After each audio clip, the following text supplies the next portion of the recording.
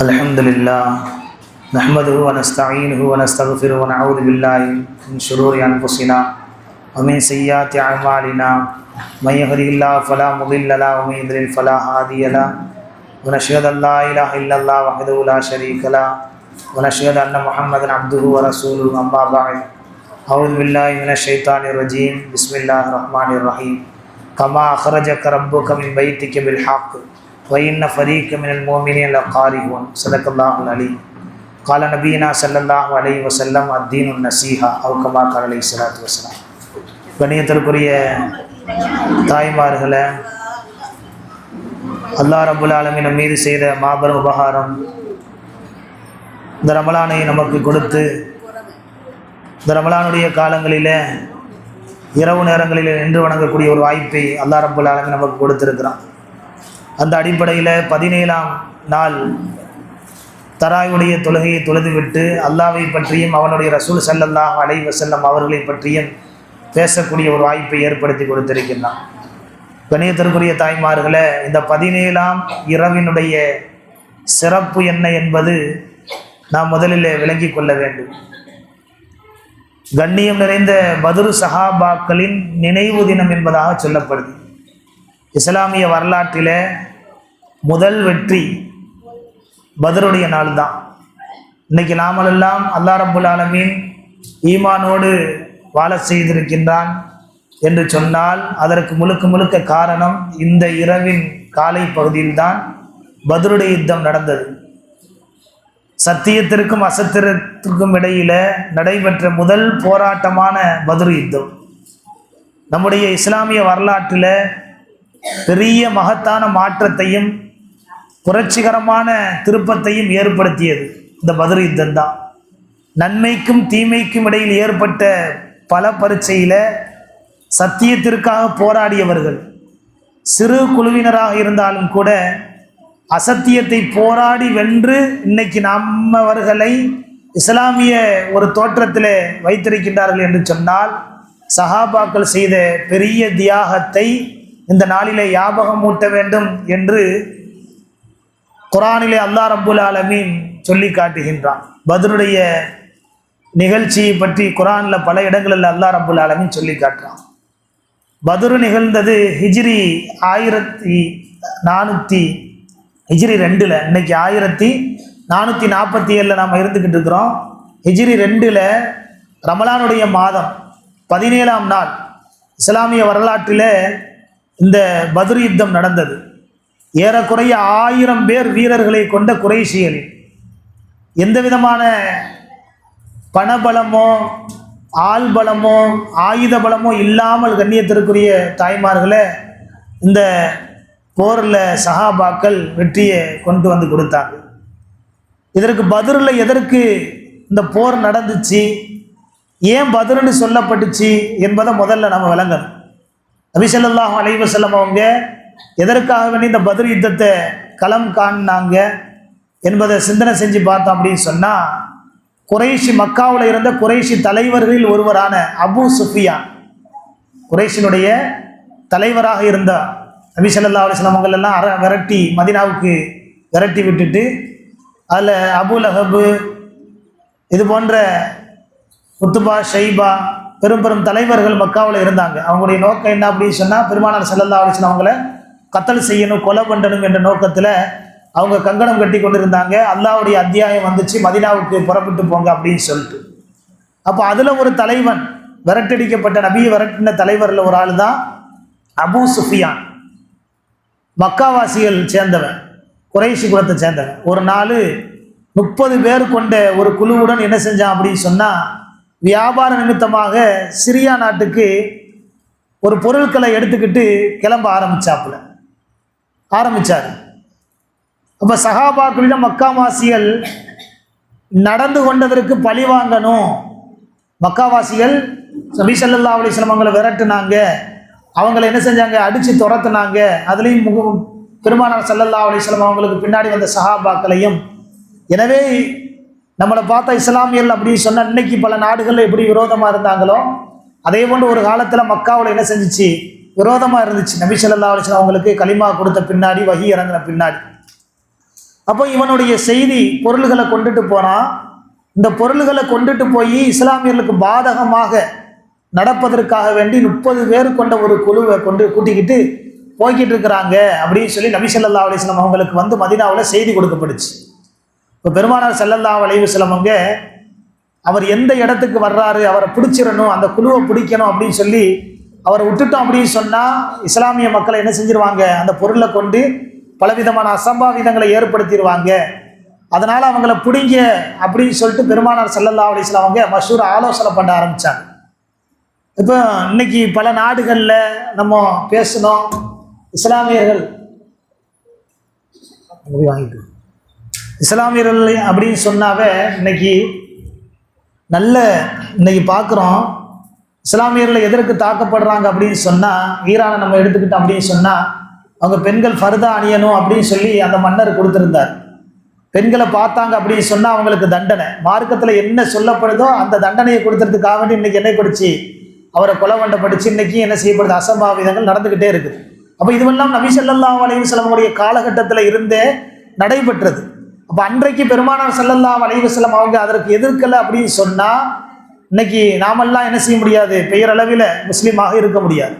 நபி ஸல்லல்லாஹு அலைஹி வஸல்லம் அவங்க ஆட்களை விட்டு பிடிக்க சொல்கிறாங்க. இப்போ இவருக்கு தெரிஞ்சு போச்சு, அபூ சுஃபியானுக்கு நபி ஸல்லல்லாஹு அலைஹி வஸல்லம் அவங்களுக்கு நம்ம போகிறது தெரிஞ்சிருச்சு, அதனால் ஆளை விட்டு நம்மளை பிடிக்க விடுறாரு. அதனால் என்ன செய்யணும் அப்படின்னு சொன்னால் உடனே மக்காவாசிகளில் பெரும் தலைவருக்கு என்ன செஞ்சிட்டார் அப்படின்னு சொன்னால் என்ன ஆள் அனுப்பிட்டார். நபி ஸல்லல்லாஹு அலைஹி வஸல்லம் அவங்களுடைய சஹாபாக்களோட என்ன செஞ்சுருக்காங்க, என்னை பிடிக்கிறதுக்கு வர்றாங்க, எல்லாரும் வந்துருங்க, இதான் என்ன செய்யப்படுச்சு ஆலோசனை பண்ணுறார். அப்போ அங்கே தலைவரெல்லாம் பார்க்குறாங்க, இதோட என்ன செஞ்சிடணும், நபி ஸல்லல்லாஹு அலைஹி வஸல்லம் வர்ற கூட்டத்தோட என்ன செஞ்சிடணும், இஸ்லாத்தை அழிச்சிடணும். ஒரே இதை ஒட்டுமொத்தமாக அழிச்சிட்டோம் அப்படின்னு சொன்னால் இனி இஸ்லாமே என்ன செய்யாது, இல்லாமல் ஆயிரும் அரபி நாட்டில் அப்படின்னு சொல்லி மக்காவாசிகள் என்ன செஞ்சாங்க, முடிவு பண்ணினாங்க. இப்போ பெருமானார் ஸல்லல்லாஹு அலைஹி வஸல்லம் அவங்களுக்கு என்ன செய்யப்படுச்சு, தெரியப்படுச்சு, இந்த மாதிரி மக்காவாசிகள்லாம் என்ன செஞ்சுட்டான், அபூ சுஃபியான் ஆளை கூட்ட ஆரம்பிச்சிட்டான் அப்படின்னு சொல்லி 313 சஹாபாக்களை தேர்ந்தெடுக்கிறாங்க. இப்போ யாரெல்லாம் இதுக்கு வர்றா அப்படின்னு சொல்லி கேட்கும்போது சில சஹாபாக்கள் ஒதுங்குறாங்க.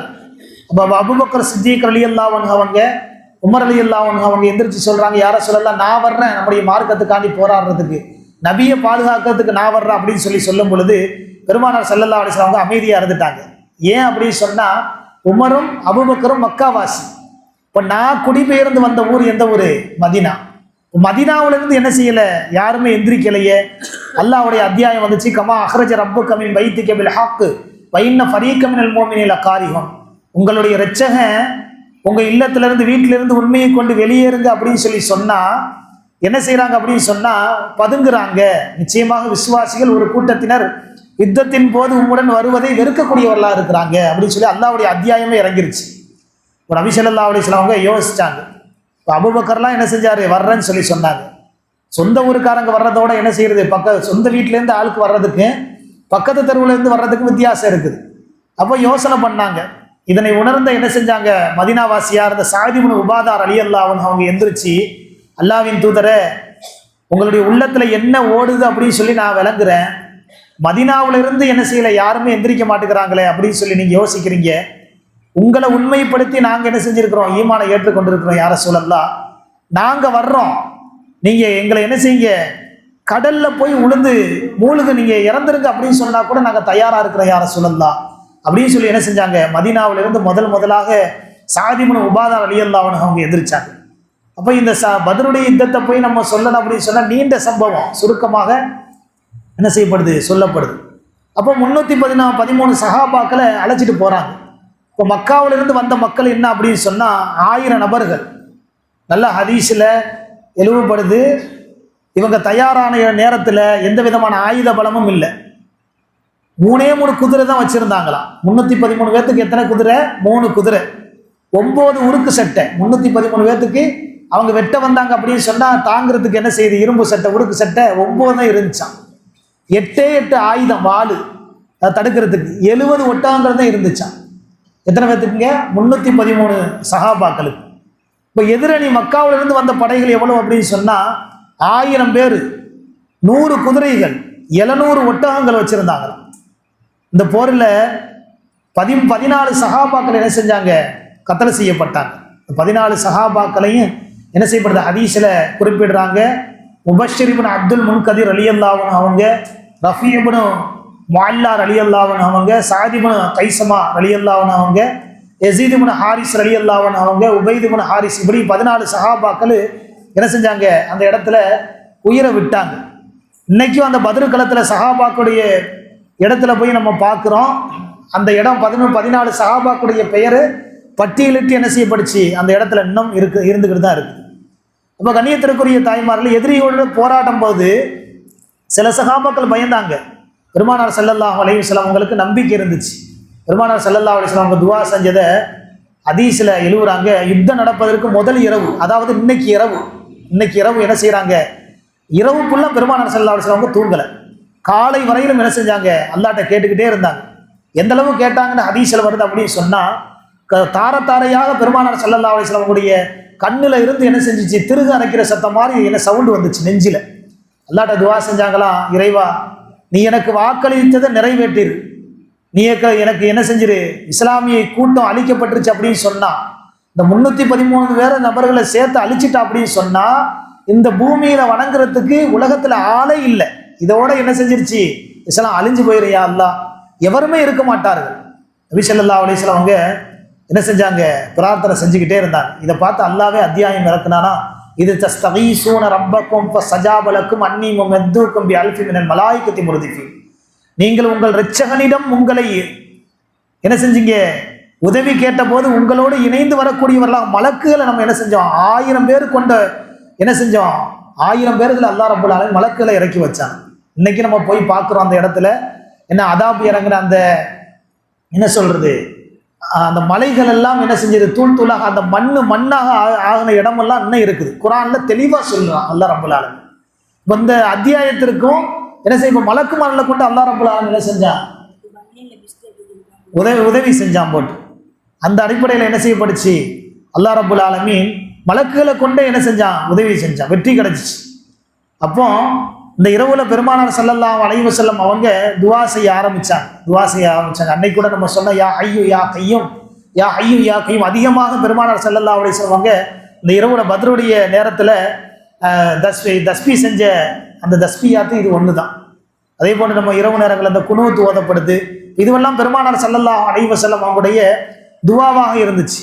இப்போ எதற்காக வேண்டி பெருமானார் ஸல்லல்லாஹு அலைஹி வஸல்லம் அவங்க என்ன செஞ்சாங்க, இந்த அளவு பாடுபட்டாங்க அப்படின்னு சொன்னா, இஸ்லாம் வளர வேண்டும், அவ்வளோ தியாகம் பண்ணணும். தியாகம் பண்ணாதான் மார்க்கத்தில் வரக்கூடிய பின்னோக்கி வரக்கூடிய மக்கள் என்ன செய்ய முடியும், மார்க்கத்தின் அடிப்படையில் வாழணும். அந்த நோக்கத்துல தான் அல்லாஹ்வுடைய உதவி வந்துச்சு.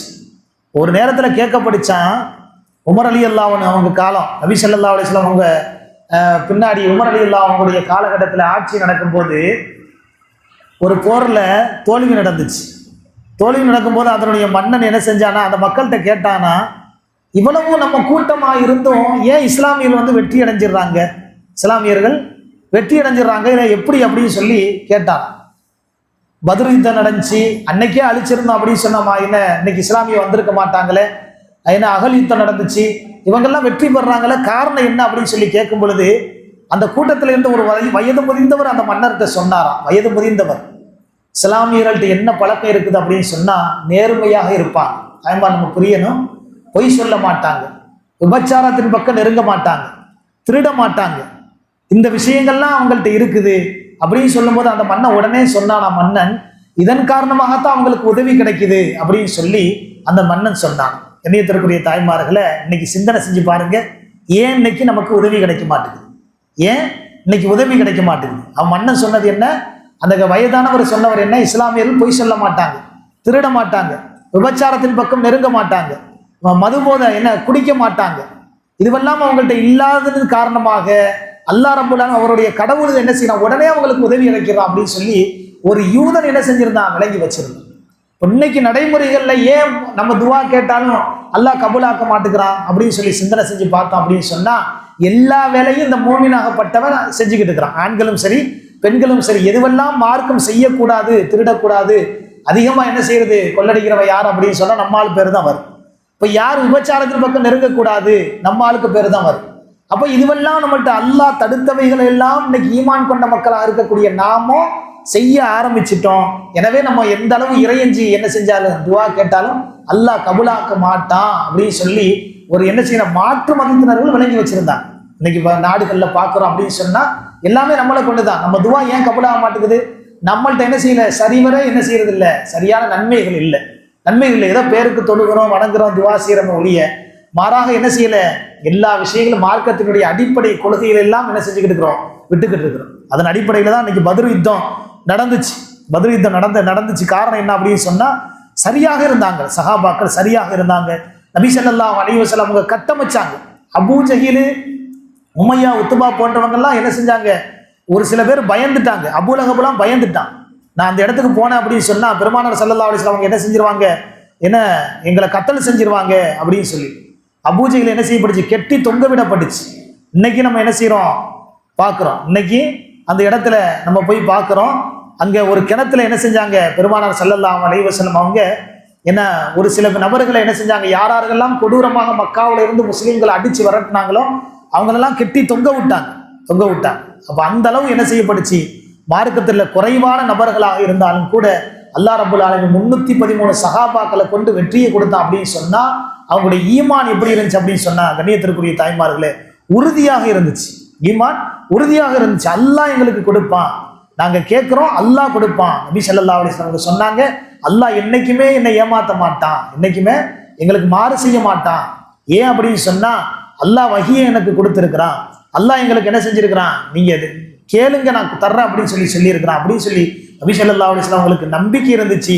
இரவு முழுவதும் அழுது கேட்டாங்க. சஹாபாக்களுக்கு நம்பிக்கை இருந்துச்சு. பெருமானார் ஸல்லல்லாஹு அலைஹி வஸல்லம் ஒரு வார்த்தை சொன்னாங்க அப்படின்னு சொன்னா நிச்சயமாக என்ன செய்யும், அது நடக்கும் அப்படின்னு சொல்லிட்டு. எனவே அல்லாஹ் ரப்பல் ஆலமீன் என்ன செஞ்சான், அவங்களுக்கு உதவியை கொடுத்தான். அவங்களுக்கு உதவி கொடுத்தது இல்லை, அதன் மூலமாக இன்னைக்கு நம்ம எல்லாம் முஸ்லீமாக இருக்கிறோம் அப்படின்னு சொன்னா இந்த இரவு தான் என்ன செய்யப்படுச்சு, முக்கியமான இரவாக இருந்துச்சு.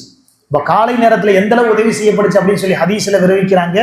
காலை நேரத்துல அவ்வளவு பெரிய வெயில் காலம், நோன்பு வச்சிருந்தாங்க சஹாபாக்கள். ரமலானுடைய காலங்கள்ல ஹிஜ்ரி 2ல நோன்பு, சரியான வெயில், கொடுமையான வெயில்.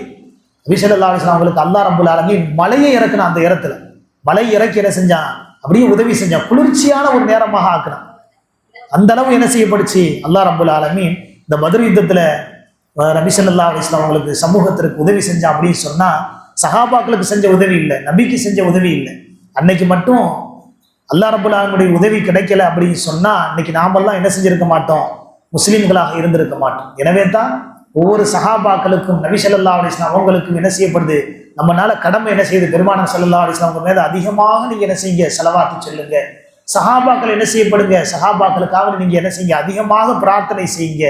ஏன் அப்படின்னு சொன்னா அவங்களுடைய தியாகத்தின் காரணமாகத்தான் இன்னைக்கு கண்ணியமான ஒரு வாழ்க்கையை அல்லாஹ் ரப்பல் ஆலமீன் நம்மளுக்கு வச்சிருக்கிறான் அப்படின்னு சொல்லி இன்னைக்கு நம்ம சிந்தனை செஞ்சு பார்க்கணும். கண்ணியத்திற்குரிய தாய்மார்களே, மார்க்கத்துல இருக்கக்கூடிய ஒவ்வொரு விஷயங்களும், அல்லாஹ் சொல்லக்கூடிய ஒவ்வொரு விஷயங்களும், நபி ஸல்லல்லாஹு அலைஹி வஸல்லம் அவங்களுக்கு கட்டமைத்த ஒவ்வொரு விஷயங்களும் இன்னைக்கு என்ன செய்யப்படுது, நிதர்சனமாக நடந்து கொண்டு இருக்குது. ஏன் அல்லாஹ்வுடைய உதவி நம்மள்கிட்ட காணாமல் போயிருச்சு அப்படின்னு சொன்னா, நபி ஸல்லல்லாஹு அலைஹி வஸல்லம் அவங்க எதை கேட்டாங்களோ, எந்தெந்த தவறுகளை விட்டு இஸ்லாமியர்கள் தவிர்ந்திருக்கணும் அப்படின்னு சொல்லி சொன்னாங்களோ, இன்னைக்கு சமூகத்துல என்ன செய்யப்படுச்சு, எல்லாமே அது மறக்கடிக்கப்பட்டு நன்மையான விஷயங்களை எல்லாம் இன்னைக்கு மக்கள் என்ன செஞ்சுறாங்க, மறக்கடிச்சுதான். தீமையான விஷயங்கள்லாம் நம்முடைய வாழ்க்கையில், நம்ம குடும்பங்கள்ல, நம்ம வீடுகளில் கொண்டுட்டு வரும் பொழுது அல்லாஹ்வுடைய உதவி என்பது பெருமக்களை கிடைக்காமல் போய்விட்டது. அல்லாஹ் ரப்பல் ஆலமீன் இந்த பத்ரு சஹாபாக்கள் எவ்வளவு அல்லாஹ் ரப்பல் ஆலமீன் உதவிகள் செஞ்சானோ அதே போன்று அவர்கள் பெருமானார் ஸல்லல்லாஹு அலைஹி வஸல்லம் தியாகத்தின் மூலமாக, அந்த பத்ரு சஹாபாக்களினுடைய தியாகத்தின் மூலமாக அல்லாஹ் ரப்பல் ஆலமீன் நம்முடைய குற்றம் குறைகளை மன்னிப்பானாக. அவர்களுடைய தியாகத்தை வாழ்நாள் முழுவதும் என்ன செய்யணும், நினைச்சு என்ன செய்யணும், நம்முடைய கடமைகளை சரியான முறையில் கட்டமைக்கக்கூடிய ஒரு வாய்ப்பை அல்லாஹ் ரப்பல் ஆலமீன் நமக்கு ஏற்படுத்தி கொடுப்பானாக. ஆமீன். வ ஆகிரு தாவானா அல்ஹம்துலில்லாஹி ரப்பில் ஆலமீன்.